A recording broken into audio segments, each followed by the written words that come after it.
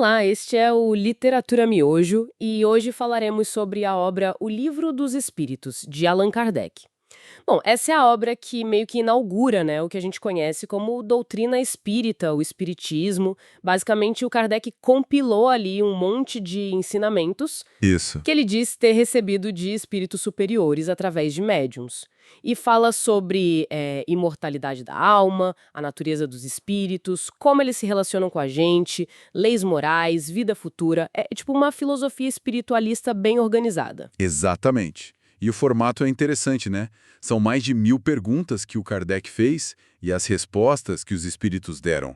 É quase um guia para entender essa visão espírita da vida, sabe? Ah, sim. E dentro das obras básicas do Kardec, as 5 principais, esse livro é visto como a base mesmo, o fundamento de tudo. Interessante essa estrutura de pergunta e resposta. Bom, vamos começar por um ponto que eu acho que é essencial: a ideia de Deus. Como é que a obra define Deus? Olha, essa definição é central. Deus como a inteligência suprema, a causa primeira de tudo que existe. Único, eterno, imutável, imaterial. É todo-poderoso e, acima de tudo, justo e bom. Uhum. Isso é importante porque diferencia muito do panteísmo. Aquela ideia de que Deus seria, tipo, a soma de tudo. Aqui não. Deus é a origem consciente, sabe? Ele estabelece as leis, não é simplesmente o universo. É a causa inteligente. Entendi. E como essa causa inteligente se conecta com o universo, com a matéria? Então, a obra fala de 2 elementos básicos no universo.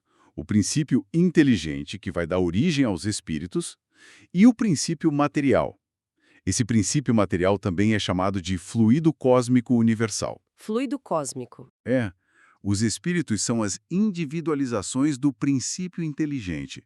E tudo que é matéria, nas suas mais diversas formas, vem desse fluido cósmico primitivo, que se transforma para formar os corpos, os elementos, tudo.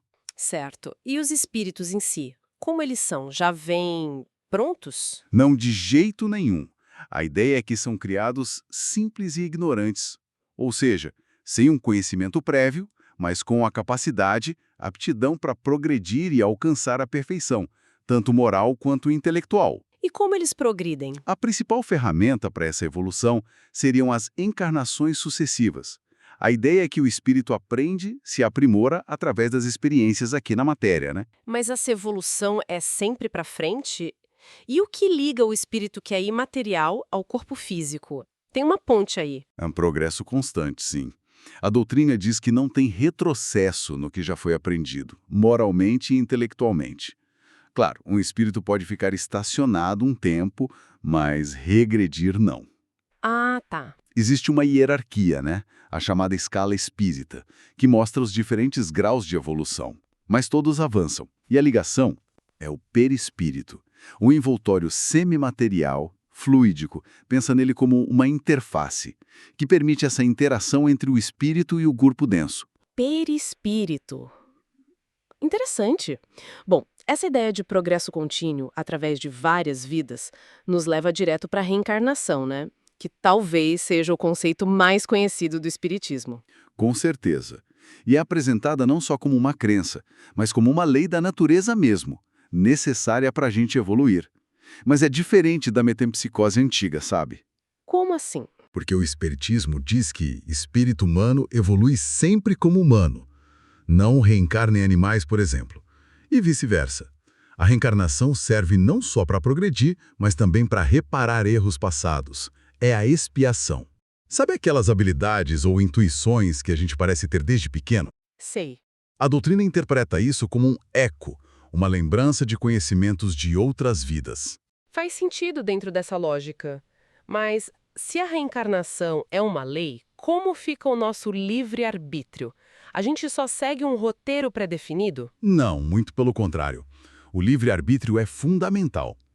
A obra diz que, antes de reencarnar, o espírito, jamais consciente das suas necessidades, pode escolher o tipo de prova, de desafio que vai enfrentar. Ah, então a gente escolhe? O gênero da prova, sim. Isso faz com que a gente seja diretamente responsável pelos nossos atos, pelo modo como a gente aproveita essas experiências, né? As leis divinas, como a do progresso, e principalmente a de justiça, amor e caridade, que é vista como a mais importante porque resume todas as outras, elas regem tudo. As dificuldades da vida não seriam castigos de Deus, mas oportunidades de aprendizado, muitas vezes escolhidas ou atraídas por nós mesmos. Entendi. E depois? Depois da morte do corpo físico, o que acontece com o espírito? Ele desaparece, Não, ele volta para o mundo espiritual. que é chamado de plano espiritual ou erraticidade. E o importante, ele mantém a individualidade, a memória, a consciência. Tudo. Continua sendo ele mesmo, digamos. Exatamente. A separação do corpo físico geralmente não é instantânea. Pode ter um período de perturbação, uma confusão mental, que varia conforme a evolução de cada um e o apego à matéria. Uhum. Aí, nesse estado errante entre uma vida e outra, o espírito continua aprendendo, analisando o que passou, se preparando para a próxima e pode interagir com outros espíritos. E a comunicação com quem está encarnado, através da mediunidade, também é vista como algo natural. Então tá. Tentando amarrar tudo isso, qual seria a grande mensagem, o ponto central que o Livro dos Espíritos quer passar? Olha, eu acho que, essencialmente, é dar um propósito maior para a nossa existência, né? Que ela é contínua.